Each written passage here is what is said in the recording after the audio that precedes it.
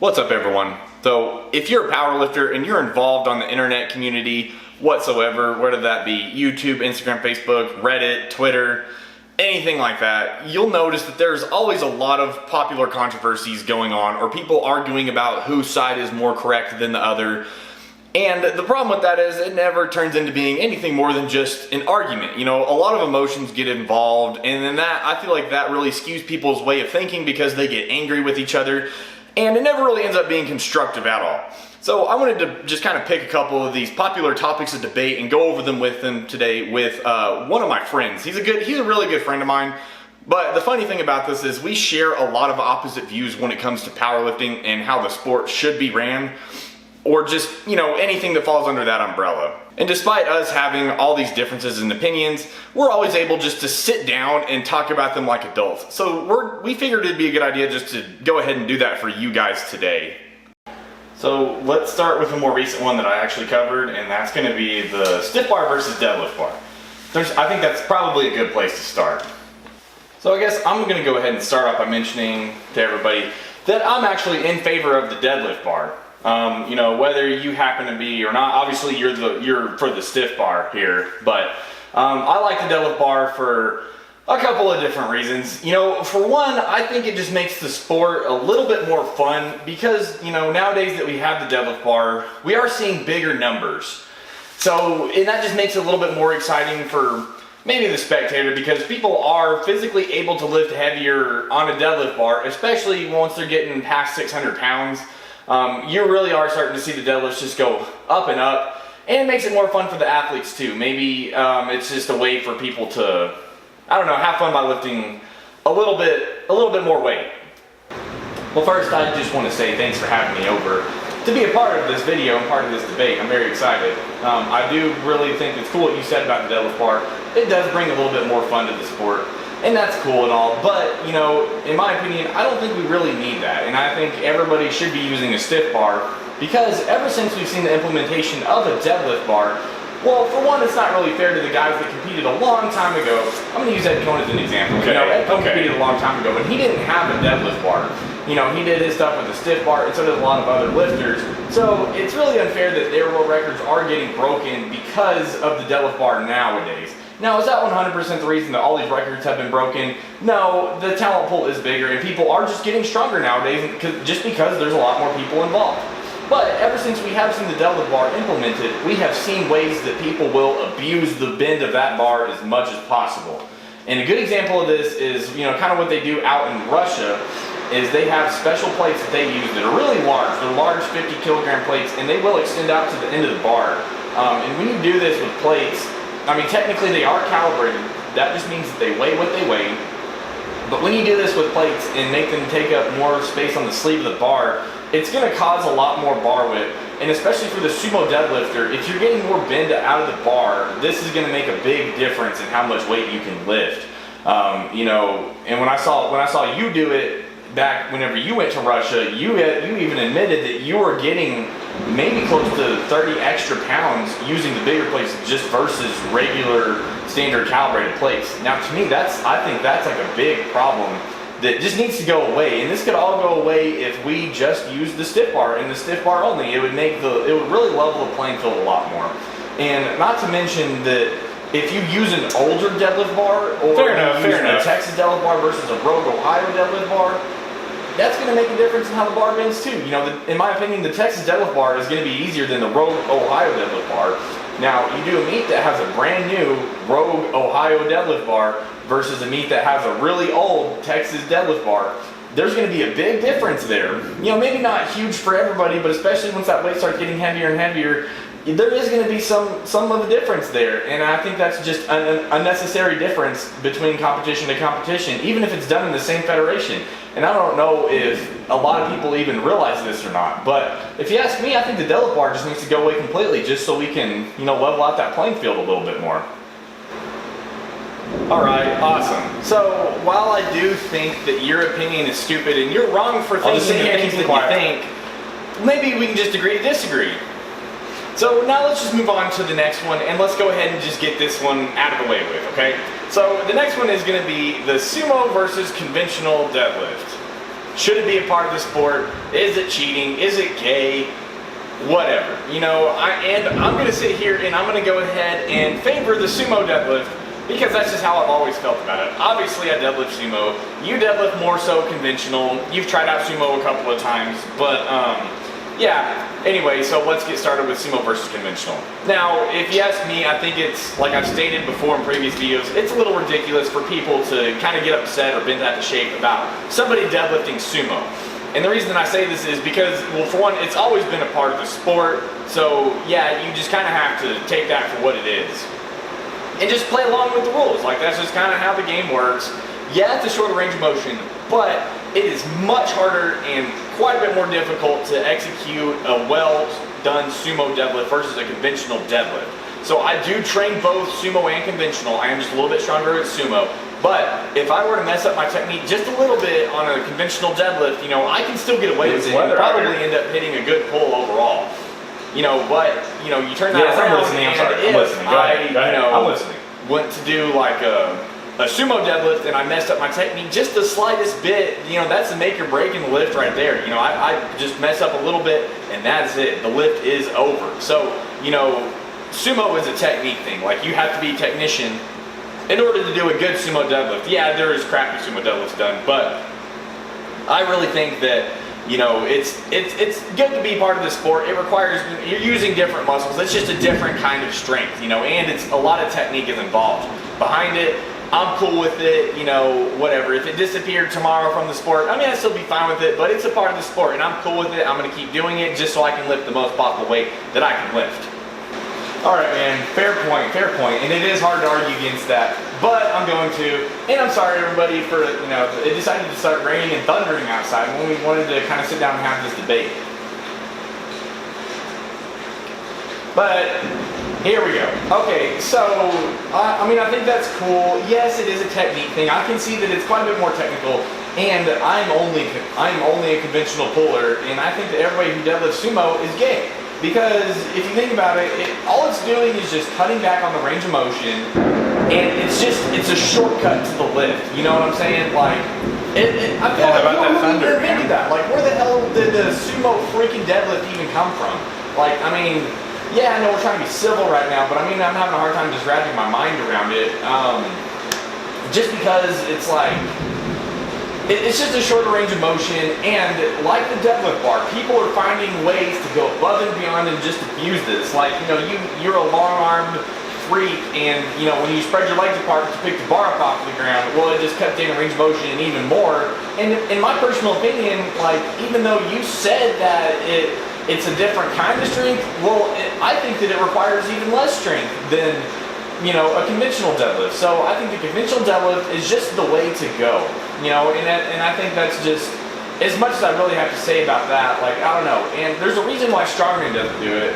You know, strongmen don't have sumo deadlifts. Why? Well, because it's easier. Like, they're called strong men. They're not weak men. They're not just trying to manipulate ways of lifting more weight like people do with the sumo deadlift. So in my personal opinion, I think the sumo deadlift is just a little ridiculous, and it could just go away. So, all right, fair enough. So I can see your side on that, but we're just gonna have to, like, drop that one too. So let's go ahead and move on to the next one, okay? So let's do tested versus untested. Hold on. Before we dive into that one's a little touchy, okay, but I'll just ask. All right. You compete untested though, don't you? Okay, yeah, I do, and I believe you do too. So maybe we could just, I think we kind of see eye to eye on this one, so maybe it's not really a debate. I don't even know where this one came from, but maybe we could just say, hey, if you're untested, compete with the untested guys only. Don't say that you're drug-free and go compete in the drug-free federations if you're not drug-free. Like, I think that's just where we can draw the line on this one. You know, if you're drug-free, compete with drug-free guys. If you're not, go compete with the other guys. If you don't care, just go compete with everyone, okay? Like, whatever. This one's kind of just a silly one anyway. Just don't pretend to be drug-free if you're not drug-free. Okay, fair enough. We'll move on. Okay, moving on to the next one. Okay, so we're gonna do raw lifting versus equipped lifting. Equipped meaning single ply and multi-ply versus, you know, just a singlet with either knee wraps or knee sleeves. You know, I guess for some reason they both mean raw. We'll get to that one next. I'm obviously a huge fan of raw lifting. So the reason for that is because when you throw on like all the gear and stuff like that, it's just like it's BS. Like I see so many people who can bench like barely 2 plates, and then they're benching 500 pounds in a shirt. The same can be said about their squat. Like they're getting 300 pounds out of some of these squat suits, and deadlifting a considerable amount more with the deadlift bar. I'm sorry, not deadlift bar, deadlift suit.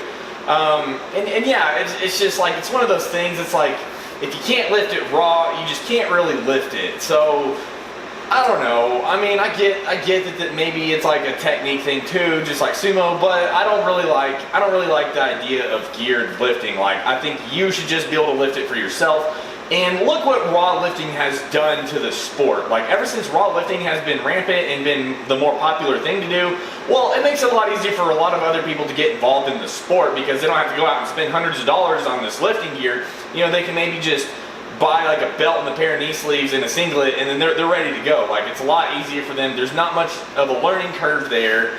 You just go in and you lift raw. Like, you don't have to worry about jacking with all the gear, getting it on, gaining a couple of pounds makes it to where, like, your bench shirt doesn't fit right anymore, your squat shirt doesn't really fit right. You don't have to worry about these things. And yeah, like, I just like to see what people are capable of on their own without the assistance of other gear and equipment. Alright, and that's great and all, and I really do like your opinion about, that, and I kind of get it, but to kind of counter what you said a little bit, like, you can't just throw on gear and expect to, hit all sorts of big numbers about it, because I've done both. Like, I've done raw and I've done geared lifting a couple of years ago. So, the gear, it takes a lot to control it, and it's a whole new, and you complain about there being less of a learning curve for, that's why people just go raw. Well, what's the point of a sport if there is no learning curve, if there's not something else, another obstacle you have to like overcome, or something else for you to learn? I think it's really cool, and it's like a way to see how strong you can get raw, and then you throw on the gear and then just lift the most weight possible. And I think that's going to be really cool. And it is more exciting to like spectators too, for maybe the same reason you said the deadlift bar was. But it's like the weights are just bigger, and it's more exciting to watch. It takes a lot of control. You don't want to see a bunch of Honda Civics driving in NASCAR, right? You want to see some really fast cars. But it's not like you can just get behind one of these cars. You can't just go from driving a Honda Civic to driving a race car and expect to do really good. You have to be able to learn how to control that vehicle, and the gear is the same thing. So I don't really agree with what you said about it, but that's just my side of it. So I think geared lifting is cool. It's a little bit more exciting, and it's just a different part of the sport.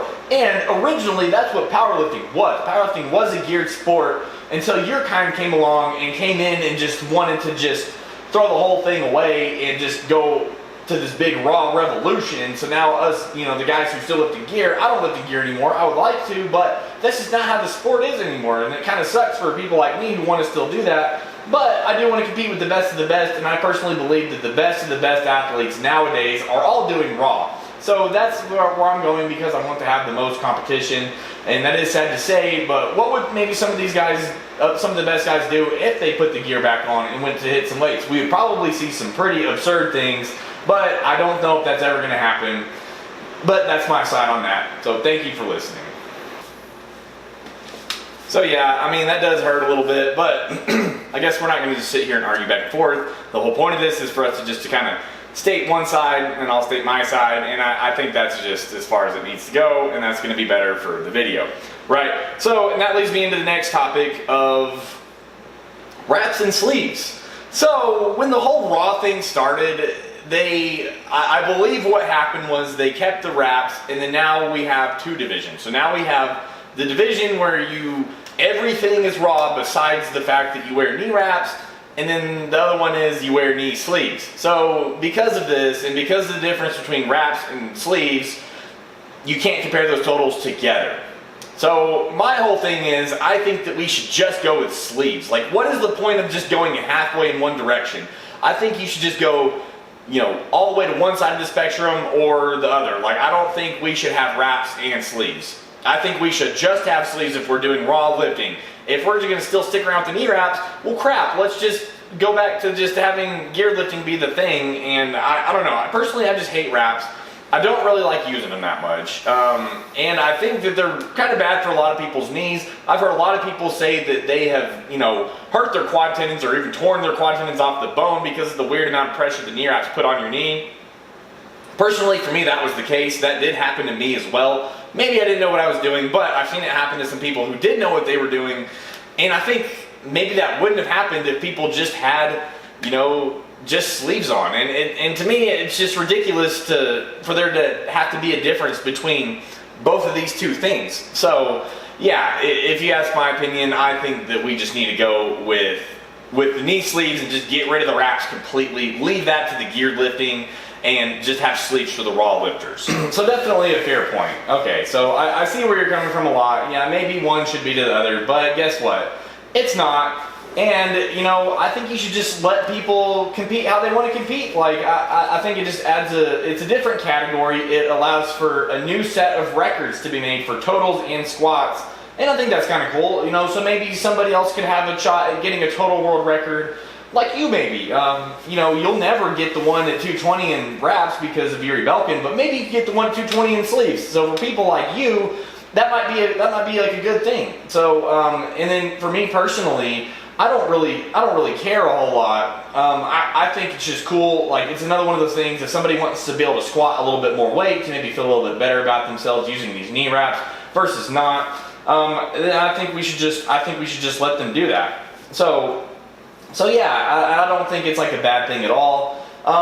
You know, with that being said, the whole thing about the injuries and everything, maybe you just didn't know what the hell you were doing. Maybe some other people didn't either because, you know, I've never gotten hurt from using a pair of knee wraps. So I don't really see how that actually happened. To me, it actually makes my knees feel a little bit better, you know, but that's to each their own, I guess. So I'm just going to go ahead and say that I'm good with everything. You know, I don't think this is similar to the deadlift bar at all either. I'll just leave that one alone. But I think the wraps are a cool part of the sport, and it just makes it a little bit more fun for some people who prefer them. Okay, yeah, fair enough, fair point. Even though I completely disagree with you, and I think you're totally wrong for thinking that, we're going to go to the next one, and we're just going to keep having fun with this. So the next one I wanted to kind of go over is going to be 2-hour weigh-ins versus 24-hour weigh-ins. All right, so if you ask me, I absolutely hate the 24-hour weigh-in. I think everybody should do a 2-hour weigh-in because they'll actually be competing close to their actual body weight, okay? And you're not going to see crazy things like people who weigh 250 pounds competing at 220 because they have a 24-hour weight period, or yeah, 24-hour time period to make like the weight, right? So when you have a 24-hour weigh-in, you know you have all day to kind of, I guess it's raining again, recoup after weigh-ins to kind of get all that body weight back on you. And this is just really taking it to where people are pushing the limits further and further as to how much weight they can cut. I don't even know what the biggest weight cut there is, but I want to say there's even probably been upwards of like 40-pound weight cuts being done, and it's just absolutely ridiculous. You know, I think that you should compete at the weight that you actually weigh instead of doing this silly crap where you just dehydrate yourself really bad and you put yourself through all these health risks by cutting all this water weight and almost dying before weigh-ins just so you can have a better like competitive Wilks score.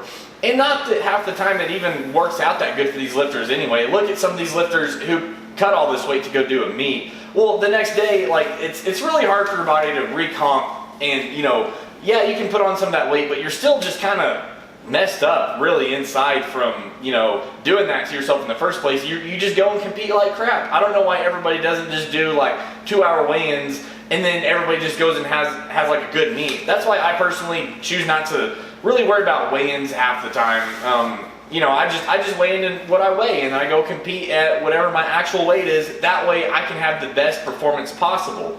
So if we got rid of the 24-hour weigh-ins, I think it would be quite a bit safer for a lot of people, because that's really all it's doing. I can't tell you how many people I've heard about going to the hospital.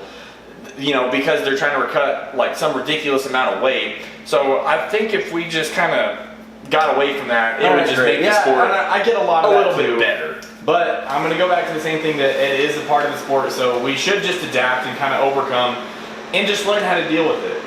And I think it really shows who is the most serious lifter, as far as like who is willing to kind of go to the most extreme measures in order to be the most competitive. And to me, that's what makes this like such a great sport, because we do have the option in most federations other than the IPF, and then maybe there's another one, I don't even know, to do a 24-hour weigh-in. And I think it's just, it's not as impressive as, if you actually weigh 220 pounds, but you're competing against somebody who actually weighs 250, they just cut to 220, but y'all are actually being compared to each other. Maybe, your total still is a little bit more impressive in my opinion, but with this other person who weighs 250, I think it's really impressive that they were able to lose all that weight and still be able to perform the next day. And to me, I think it takes like a true dedicated athlete to be able to do something to that, to that extreme. You'll see wrestlers and fighters do this as well. And to me, I do think it's impressive, and it's a fun process to go through. Okay, let me stop right there. It's not exactly a fun process, but it is like it's a different challenge, and it is fun to learn how to do it correctly, because there's a lot of different strategies as far as how you lose the weight, but more importantly, there's a lot of different strategies on how to put the weight back on you and still be able to perform the next day. And to me, I do have fun with doing that, and being able to kind of figure out something that works really good for myself and maybe works good for some of the athletes that I coach. But yeah, I'm totally cool with the 24-hour weigh-ins. I think it makes the sport just that much more interesting. All right, and those are definitely good, fair points too. And we'll just go ahead and move on to the next one here. All right, so this one was actually requested quite a bit, and I'm a little nervous about it because it's like this one's kind of a mess. Okay, so I'm just gonna go ahead and come right out with it. It is the transgender in powerlifting. How should that work? So first let's start with a guy transitioning to female. I believe, like in the Johnny Candido video, the doctor on there said XX to XY. So what that's fine, I guess. But anyway, so let's just say you're a biological female and you want to go compete with the guys. I think no matter what you do, you're going to be at a big disadvantage. So I don't even think anybody's really even upset about that. Now the problem with that in the USAPL is that, you do have to kind of take testosterone to do that. So I can see why that's like against the rules there. And if you look on the flip side of it, it's like you take the guy who wants to be a girl and go compete with the females, but this is a man who's been producing testosterone a lot of his life, and he's going to receive permanent benefits to his muscle mass and bone density, structure, and strength for the rest of his life. No matter if he wants to be a girl or not, like he's going to have a competitive advantage forever over any female he ever competes against. And gosh, it's just one of those things. I don't know. What do you think about it? I don't even want to dig into this any much further or just say I'm for one or the other, because honestly it doesn't apply to me. So I don't know. What do you think about it? Yeah, that's definitely a tough topic to talk about, because you're always going to hurt. Someone's feelings are always going to be hurt, kind of no matter how you go about it. So it's one of those things that maybe we just shouldn't discuss too in depth. But just to touch on like one thing that you said it'd be unfair for a male transitioning to female to compete against other females. Well, the only thing I have to say to that is that it is a lose-lose situation for that male or biological male, because if you go in and he wins and takes records and does all this cool stuff, well, nobody cares, because congratulations, you beat a bunch of girls' records. But so he still loses at the end of the day, because everyone craps on him, because nobody cares that he went and beat a bunch of biological females. But on the other side, it's like, well, if he goes in and he loses, well, that's even more sad for him. Holy crap, man, the Thunder's getting crazy out here. But anyway, it's even more sad for him because he got beat by a bunch of girls. So no matter what, at the end of the day, he's going to come out as a loser. Like, I feel like he loses either direction of that. So I don't know, maybe they just need their own category or something, but it's just kind of a mess, and I don't even know what to say other than that about it. But yeah, I guess I'm glad we got to bring that up and talk about it a little bit. Yeah, fair enough. So we can just go ahead and leave that one there. Well, I will say that this has certainly been really fun, and I feel like it's been good for us to kind of express both of our opinions to one another. And there's maybe a couple other things that we could go to because there's like maybe a couple different like debates, but this is kind of starting to make me realize that, you know, it doesn't really matter what you think, or it doesn't really matter what I think. I think no matter what, at the end of the day, like, I didn't change your mind about anything, and you didn't change my mind about anything. I still think what I think about it, no matter what anybody else says, and I think that's maybe how it is with everyone else as well. So the only conclusion that leads me to on like all these debates is that no matter what argument it is that you're having with somebody, there's always going to be two sides to it. And it's just, sometimes it's just not really worth getting into unless you can be civil like my friend over here and kind of sit down and have a good conversation with somebody about it. It's not really worth arguing or letting somebody else's opinion ruin your day about it, or just getting unreasonably upset about, you know, anything like that. So, you know, just take your own opinion and go along with it, and just get along with other people, you know. And I think that's the most that we can do in this community, because we're already such a small community. It's not going to really do us any good for us to just keep battling each other about every little thing here and there, just because a couple of us like to compete different than others, or a couple of us have different morals or standards than other people. You know, at the end of the day, we're all powerlifters, and I think that we all just kind of need to come together and unite, because like I said, we're small, and we just need to stick together and keep doing the thing that we love the most. So that's kind of my whole point for the video. Stop arguing with people online. Stop being stupid. Just you know, move on with your day, get along with other people, and be a good person. So I certainly appreciate you guys watching this video. Hope you enjoyed it, and we'll see y'all next time.